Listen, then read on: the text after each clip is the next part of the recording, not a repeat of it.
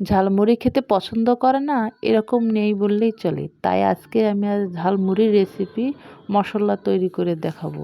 এক বাটিতে ১ চা চামচ মরিচের গুঁড়া, 1/2 চা চামচ হলুদের গুঁড়া, 1/2 চা চামচ ধনের গুঁড়া এবং 1/2 চা চামচ ভাজা জিরার গুঁড়া নেব।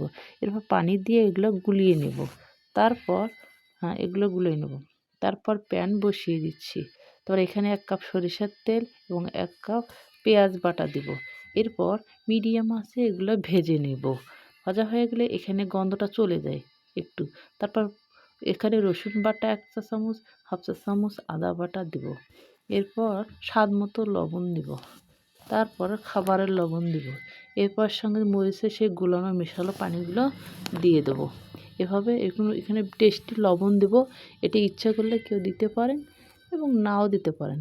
তারপর এটাকে নিয়ে যে হালকাভাবে সুন্দর করে ভেজে নেব। যখন এটি কালার হয়ে আসবে, পাক হয়ে যাবে, তারপর নামিয়ে নেব। এরপর আমরা বাড়ির তৈরি খাবারের মশলা অর্থাৎ গরম মশলা সব ধরনের এগুলো সুন্দর করে হালকাভাবে ভেজে নেব। ভেজা হয়ে গেলে এগুলো গুঁড়ো করে নেব। নিয়ে সেই গুঁড়ো আমরা এখানের মধ্যে অ্যাড করে নেব। নিয়ে সুন্দরভাবে নাড়িয়ে নেব। নাড়িয়ে হয়ে গেলে যখন এগুলোকে আস্তে আস্তে তেল ছেড়ে দেবে অর্থাৎ সুন্দরভাবে পাক হয়ে যাবে, তখন আমরা এটা অল্প আঁচে করে সুন্দরভাবে রান্না করে নেব। এটা মুড়ির সাথে খেতে ভালোই লাগে, বিশেষ শীতকালে। এর সঙ্গে আমরা টেস্টি লবণও দিতে পারি। এটা দিতেও পারি, নাও দিতে পারি, এটা নিজের ইচ্ছা অনুযায়ী। তারপর হয়ে গেল আমাদের এই মশলাটা।